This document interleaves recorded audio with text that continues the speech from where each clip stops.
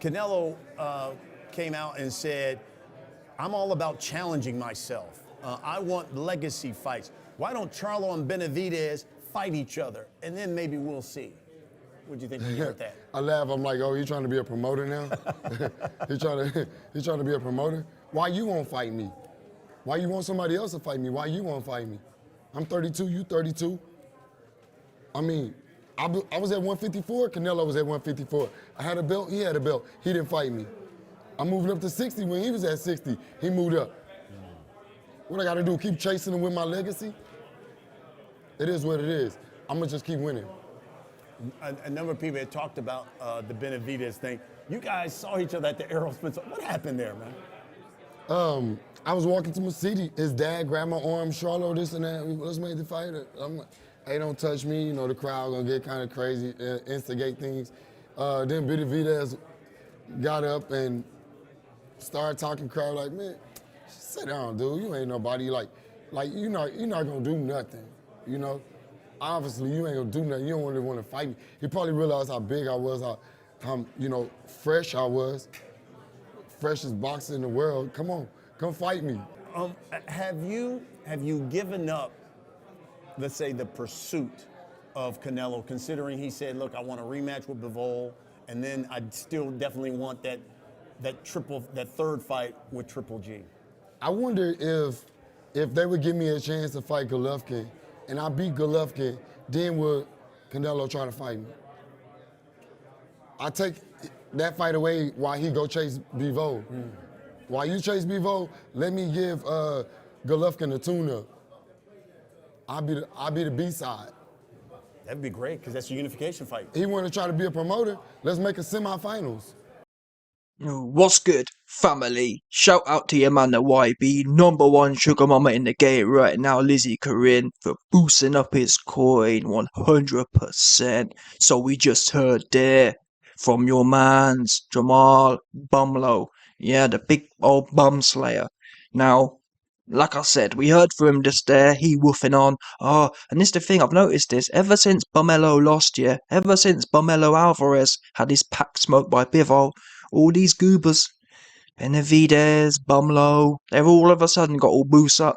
And this is a well-known phenomenon within goobers. Goobers get excited when other people take losses. Or they not excited, they get gassed, basically. They get gassed.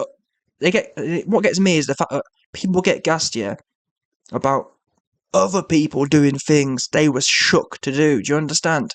Charlo, Benavidez, they man was shook to go in there with Bumelo and potentially turn him over. Bivol actually did it, and they're all getting, oh yeah, well, and I've heard things like, I'm sure I've heard Charlo say, or Benavidez say, yeah, well, now we know why you was ducking me. Now we know why you never got in. Now, you know what I mean? These guys, let's not make out there's a big paper trail of these guys trying to make the fight. There ain't no paper trail. Although, to be honest with you, no, listen, bottom line is, I was about to say, to be fair to Charlo, they did make that last offer for the Bivol fight, but in all respect, to some extent, to Bumelo, he did actually take the hardest fight. I said from the jump, Bivol is the hardest fight out of Benavidez and Charlo, so we can't actually knock. That's not a duck, yeah? For example, let's say Bumelo had fought David Lemieux, that would have been a problem. Do you understand? If Bumelo had been given an offer, if Canelo Alvarez had been given an offer of 50 million for Charlo and Benavidez, and then he fights David Lemieux, we need to have a conversation. Me and Bumelo need to have serious conversations. But in all fairness to Canelo, he was actually fighting a guy who's 50% better than Charlo and Benavidez, bottom line. But anyway, let's circle back here for 1 second. Back to Charlo's claims. Oh, I had the belts at 154, I got this belt, and then Canelo moved up, and then I came to 160 and I got a belt, and Canelo moved up. This guy just keep rabbiting on, doesn't he? Rabbit. But listen, what we know is, and this is the thing, Canelo's locked into my channel to some extent, because I'm the one who's been saying for about 2 years, Canelo needs to start using his presence in the game as leverage.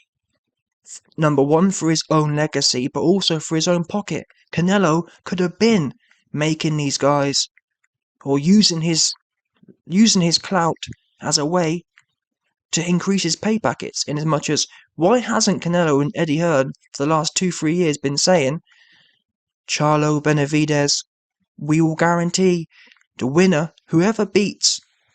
Because think about it, at the moment, yeah, Benavidez hasn't beat any of the top 5 peers. Neither has Charlo. Neither has Plant.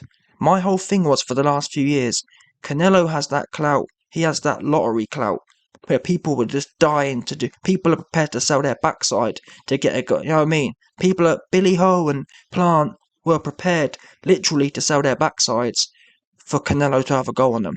They were begging, please, Canelo, come and have a go on me, they were saying. So when you have that kind of power, yeah, when literally grown-ass dudes are prepared to sell their booty hole, you know, then once there, Canelo needs to use that, leverage that, and say, listen, there's no more freebies, yeah?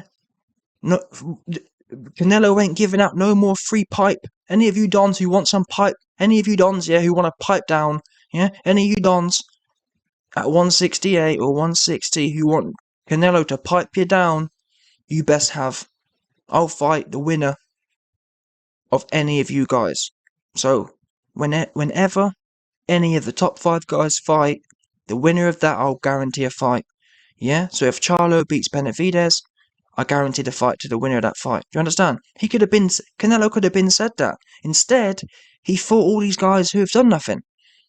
That isn't good for Canelo's legacy. That isn't good for Canelo's money. He's doing, basically, work for nothing. Yeah? For example, let's say Plant beat Benavidez, which I don't think he would do, but if he had done, and then Canelo beats him, it's a much bigger fight. That fight increases by probably 50% on the pay-per-view revenue, in my opinion. Plus, from a legacy point of view, if you beat Plant, who's already beat a Benavidez or beat a Charlo, it looks 10 times better than beating a Plant who done what? Nothing.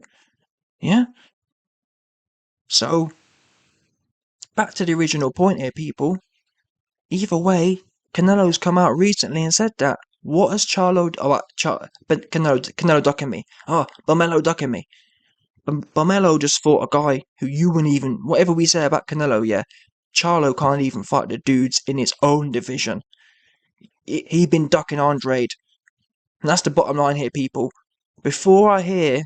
Again, you might know I'm not best impressed with Canelo, given how he didn't do nothing in the Bivol fight. He didn't dig deep. Yeah? So you know I'm not best friends, but what we ain't gonna do, I ain't no hater. I don't spin narratives. Yeah? I call a spade a spade. And calling a spade, whatever we say about Canelo, he's still 10 times what Charlo doing. Yeah? And what we ain't gonna do is spin narratives and lie. And the truth is, Charlo ain't done nothing to put Canelo in the corner. If Charlo had to beat Benavidez, honestly, yeah, if Charlo had to beat Benavidez, or beat Plant, or any of these guys, and then Canelo hasn't fought him, that narrative makes a lot more sense. This current narrative, though, Charlo keeps saying in this interview, oh, I've just got to keep winning. You've just got to keep beating bums, you mean? Yeah? I've just got to keep winning implies you're taking out the top cats and it's all one... You're a bum slayer. No word of a lie. Yeah, Jermall Bumlow. You're the bum slayer. Honestly, you are the 160-pound bum slayer. That's what you are. Call me a liar. What not bums have you beat? Oops, none. There's not one non-bum on your resume. And that's nothing to do with me. Yeah? I'll be the first one to give you credit. But all these, and it's not just Charlos, all of them. Plant, Billy Joe, Benavidez, all of them are bum slayers. None of them have any top 5s on their resume. They all just stay beating bums. And it's unfortunate, but that's what the facts are. Oops, yeah? And until that stops being the case, I don't want to hear about Canelo, because Canelo is above you, man. He doing things you, man, can't even contemplate doing. Yeah? And I'll agree. If the minute one of these guys beat each other, I'll then agree that, you know what?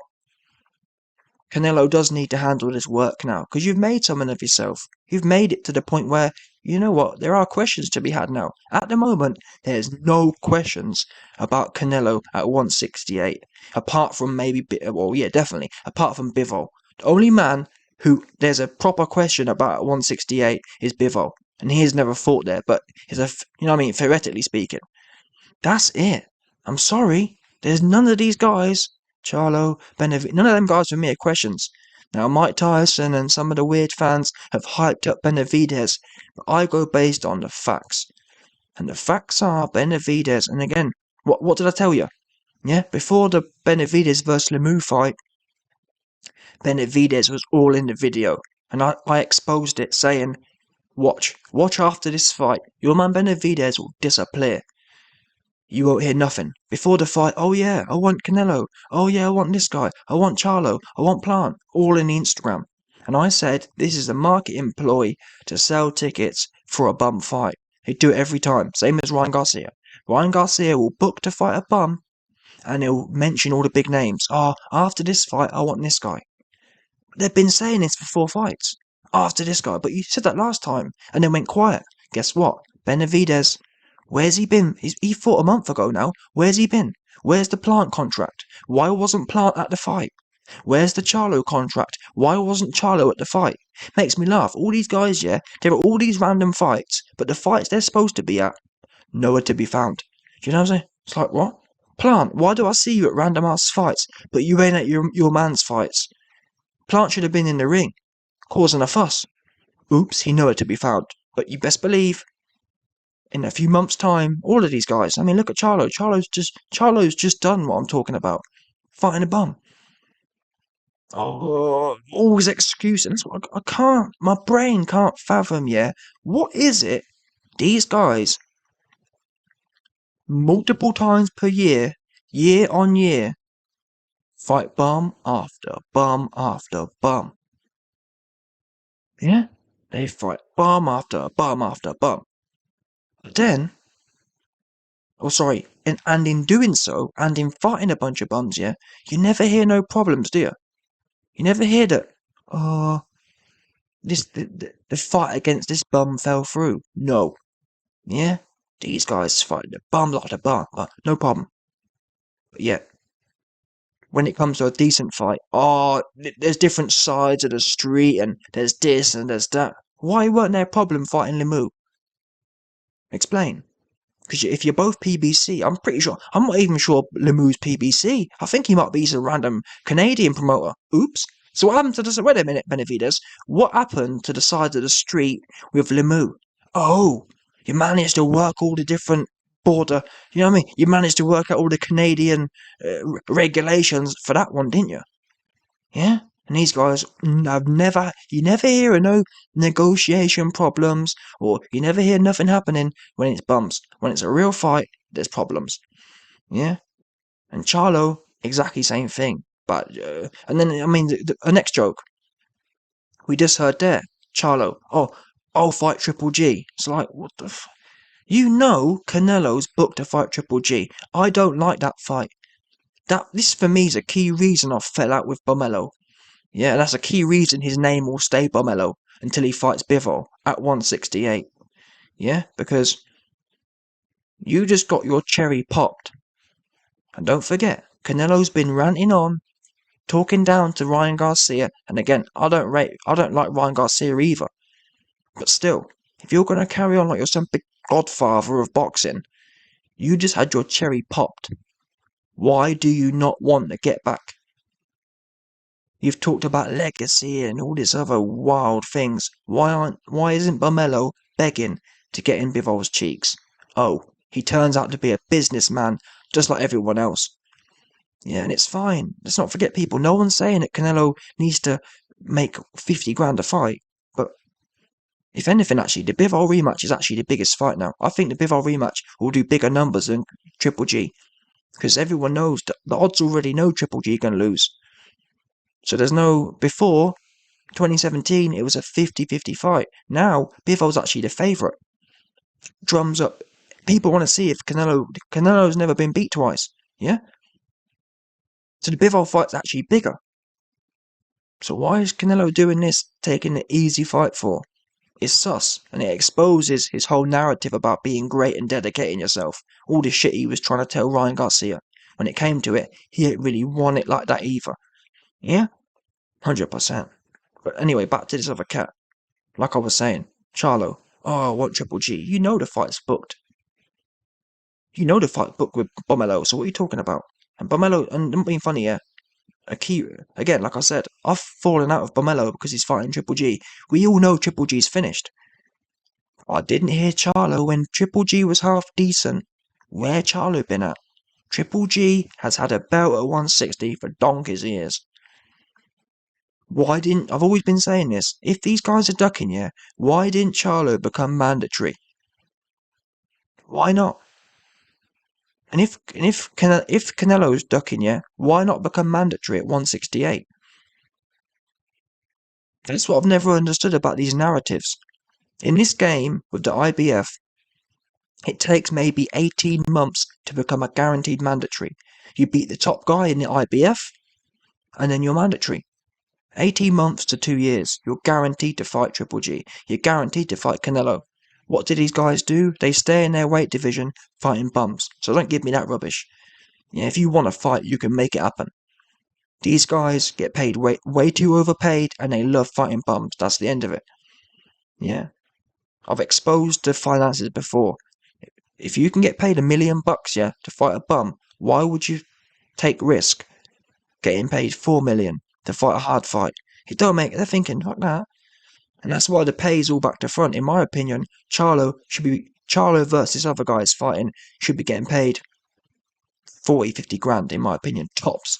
Yeah? That's a cop. Who is it? I'm not sure who he's fighting. That's the thing. I'm a semi-casual fan, yeah? I'm in the middle between hardcore and casual, yeah? I can't even tell you. And that's how you know it's bad. When someone, whatever we say about me, yeah? I spend most of my life in boxing, yeah? Can't tell you who Charlo fighting next. That's a problem. Do you understand? That's a big problem. But yeah, you're talking about I'll have a go on Triple G. I bet you will now. He's 50-year-old. The whole lot's embarrassing. Honestly, proper embarrassing. 100%, no doubt. And anyway, the bottom line is, man, with this one, all we can say is expect all of these cats. Because for me, when I hear any one of these names, the same things come into my mind: Charlo, Plant, Benavides, Bumslayers. That's it. And until that trend breaks, I ain't trying to listen to anything they say. I ain't trying to hear nothing. Just Bumslayers, 100%.